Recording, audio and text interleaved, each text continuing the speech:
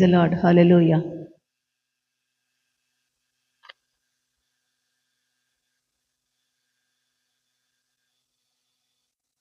Hallelujah. கர்த்தாவே நாங்கள் உம்மை ஸ்தோத்திரிக்கிறோம்.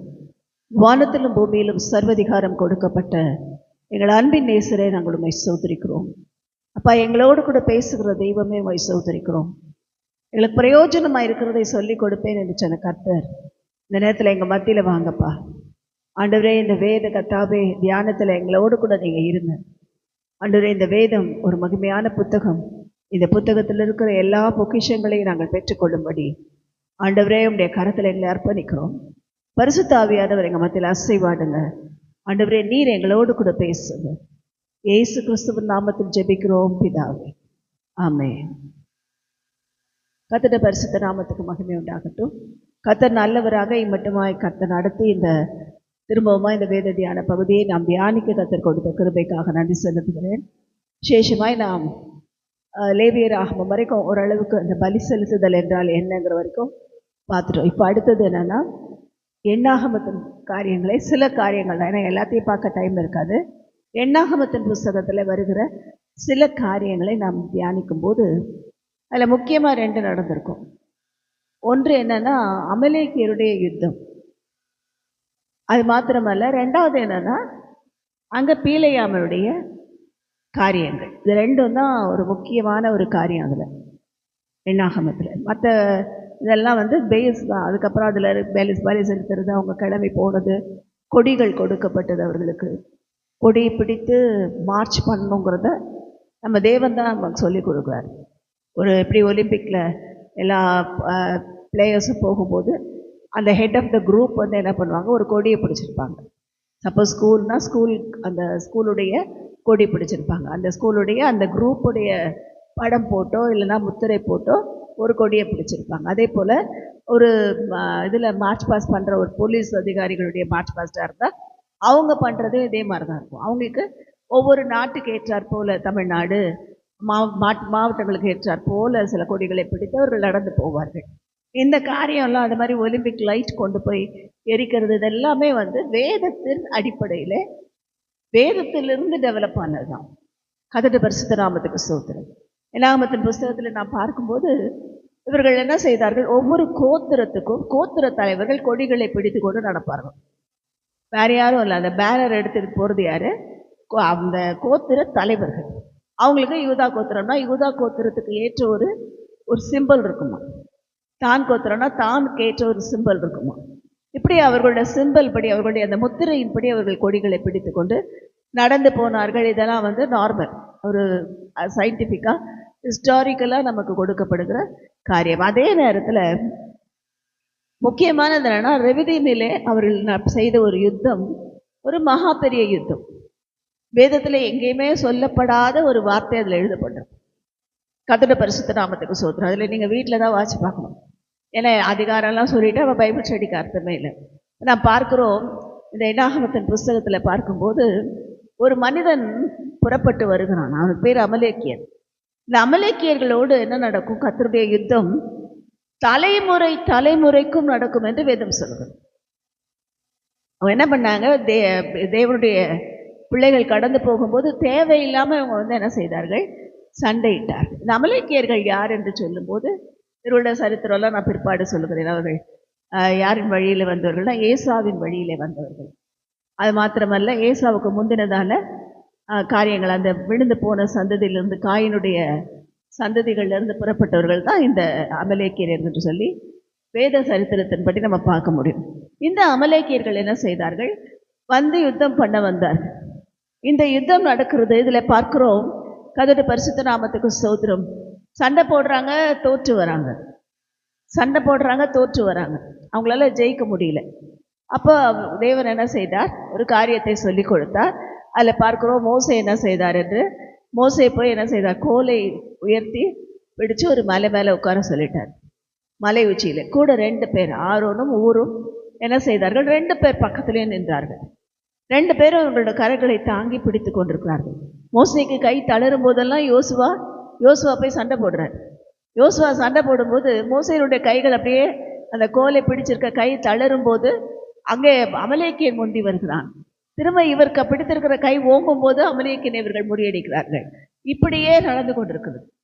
அப்போ என்ன பண்ணாங்க, ஊரு மாறணும் மோசே ஒரு கல்லின் மேல் உட்கார வச்சுட்டு 2 பேரும் சேர்ந்து அவருடைய கரங்களை தாங்கி பிடித்தார்கள். இது ஒரு விதத்தில் ஒரு சம்பவமாக இருந்தாலும் தேவன் இதில் நமக்கு சொல்லி கொடுக்குற காரியம் என்னன்னா, நம்முடைய வாழ்க்கையில் கூட சில நேரம் இப்படி வரும். நாம் தளர்ந்து போகும்போது நமக்கு விரோதமாக பிசாசு வந்து நிற்பான். நாம் கொஞ்சம் நல்லா ஜெபம் பண்ணி உற்சாகமாக இருக்கும்போது என்ன பண்ணுவான், அவன் தோற்கடிக்கப்படுவான்.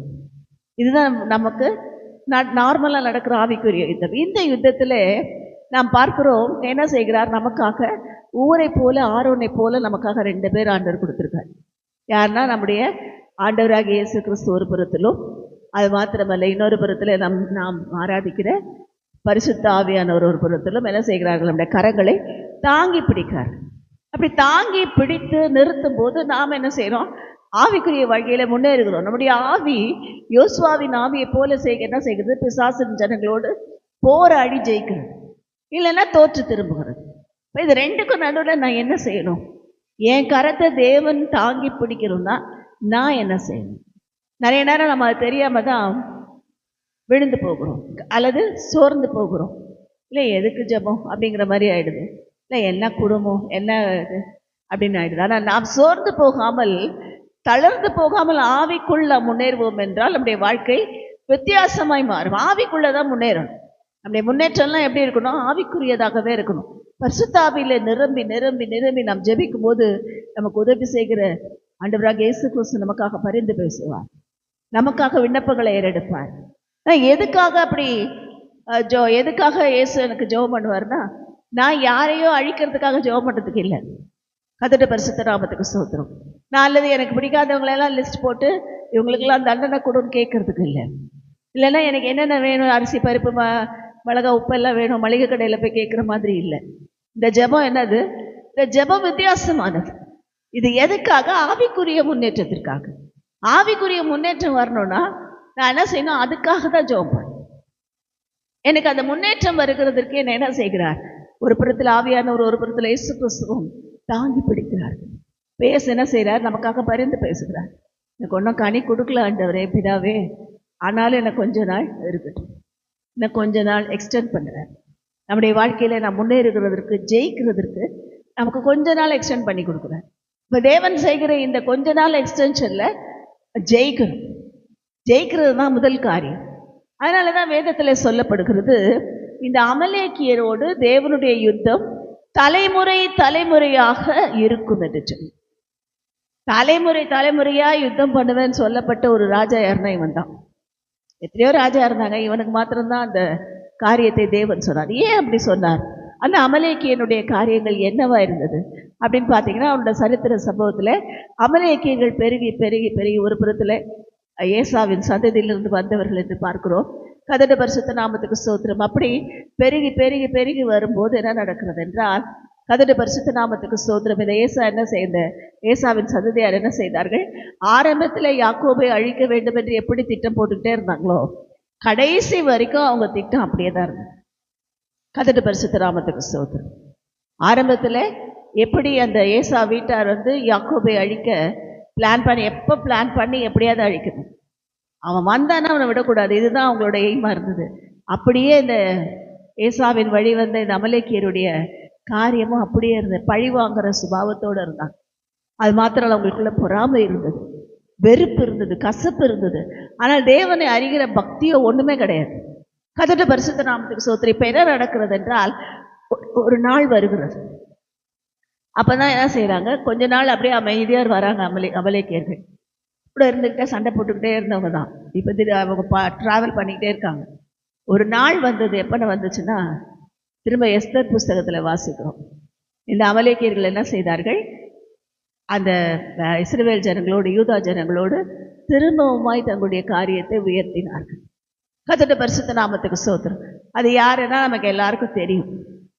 அந்த எஸ்தர் புஸ்தகத்தில் வருகிற மொர்தெகாயை குறித்து நமக்கு தெரியும். அது மாத்திரமல்ல, அந்த ஆமானை குறித்து நமக்கு தெரியும். ஆமான் யாருடைய சந்ததியில் வந்தவர் என்றால், இந்த அமலேக்கியருடைய சந்ததியிலே வெளிப்பட்டவர். அமலேக்கியருடைய சந்ததியாக இருக்கிறது. இவன் சந்ததி இவனுடைய இதே எண்ணமாக இருக்கிறதுனால ஒருத்தரை அழிக்கிறது அவனோட விருப்பம் இல்லை. மொர்தெகாயை நான் வணங்கலை, நான் மொர்தெகாயை மட்டும் நான் அழிக்கிறேன்னு சொல்லலை. அவரோட விருப்பம் என்ன? மொர்தெகாயினுடைய யூத அந்த பாரம்பரியத்தையும் அந்த யூத பரம்பரை முழுவதையும் அழிக்க வேண்டும் என்று சொல்லி என்ன செய்தான்? தீர்மானம் செய்தான். அதுக்கு தான் ஒரு பெரிய என்ன செய்கிறான்? மரத்தை நாட்டுகிறான் என்று தெரியும். கர்த்தருடைய பரிசுத்த நாமத்துக்கு ஸ்தோத்திரம். ஏன் இந்த இடத்துல இவ்வளோ நாள் இல்லை, திடீர்னு எஸ்தரின் புஸ்தகத்தில் மாத்திரம் ஏன் இந்த அமலேக்கியன் வெளிப்படையாய் பேசப்படுகிறான் என்றால், இது வரைக்கும் சைலண்டாக கூட இருந்து பண்ணவன் இப்போ என்ன ஆயிடுச்சு? யூதர்கள் எல்லாம் பிரிஞ்சு போயிட்டாங்க, எல்லா நாடுகளிலும் பரம்பி விட்டார்கள். ஒரு புறத்தில் பாபிலோனுக்கு கைதிகளாய் கொண்டு போகப்பட்டார்கள். அவர்கள் பாபிலோன் ராஜாவோட ஆட்சி முடிஞ்ச பிற்பாடு அங்கே இருந்ததான அந்த நமக்கு தெரியும் எல்லாம், கர்த்தருடைய பரிசுத்த நாமத்துக்கு ஸ்தோத்திரம், அவனுடைய பௌத்திரன் எல்லாம் மரித்ததுக்கப்புறம் அந்த இதில் பார்க்குறோம், பாபிலோன் தேசத்தில் அநேக ராஜாக்கள் தோன்றினார்கள்.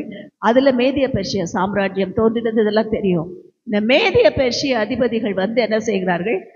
அவர்களுக்கு உதவி செய்தார்கள்.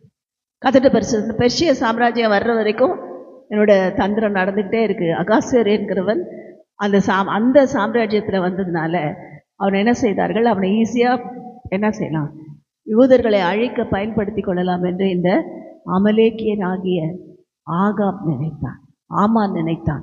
கர்த்தருடைய பரிசுத்த நாமத்துக்கு ஸ்தோத்திரம். இந்த ஆமான் நினைத்து என்னமோ தந்திரம் பண்ணி பார்த்தான். ஆரம்பத்திலிருந்து மொர்தெகா மாத்திரம் அழிக்க நினைக்கல, அவன் சந்ததியை அழிக்கணும். ஏன் அப்படின்னா, அடுத்து அவன் சந்ததியில் தான் யார் வரப்போகிறது? இயேசு கிறிஸ்து வரப்போகிறார். யூதர்களுடைய கோத்திரத்தில் எப்போ தீர்க்க தரிசனம் வெளிப்படுகிறதோ அப்போ பிசாசு கிரியை செய்ய ஆரம்பிப்பான். மறைவாக இருக்கிற வரைக்கும் அவனுக்கு ஒன்றும் தெரியாது. இங்கே இருக்காங்க, இவங்க மூலமாக தான் இயேசு வரப்போகிறாருன்னு தெரியாது. எப்போ தேவன் வாயை திறந்து பேசுகிறாரோ அதை பிடிச்சிக்கும். யூத சந்ததியை அழிக்கிறது அங்கே இருந்து பிளான் பண்ணி பண்ணி பண்ணி பண்ணி பாபிலோன் வரைக்கும் வந்து இப்போ என்ன ஆயிடுச்சு? மேதிய சாம்ராஜ்யத்துக்குள்ளே வந்துட்டான், பெர்ஷிய சாம்ராஜ்யத்துக்குள்ளே வந்துட்டான். இப்போ என்ன நடக்கிறது என்றால், இதே போல் எஸ்தரை அழிக்க, எஸ்தரோட மாத்திரமல்ல யூதர்களையும் அழிக்க, மொர்தெகாயை அழிக்க அவன் என்ன செய்கிறான்? பிரார்த்தனை பண்ணுகிறான். கர்த்தருடைய பரிசுத்த நாமத்துக்கு ஸ்தோத்திரம். இதனால தான் என்ன நடந்தது?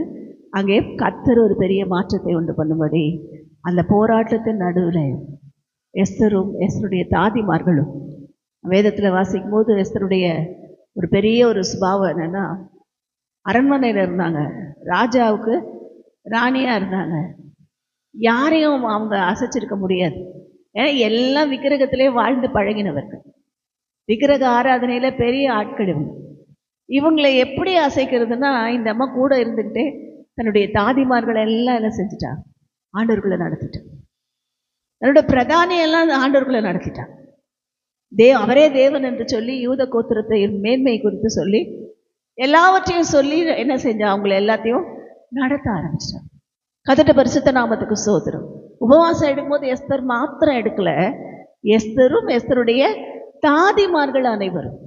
தாதிமார்கள் யூத கோத்திரத்தை சார்ந்தவர்கள் அல்ல, தாதிமார்கள் ராஜாவால் கொடுக்கப்பட்ட வேற்று புறஜாதியார், தேவனை அறியாதவர்கள்.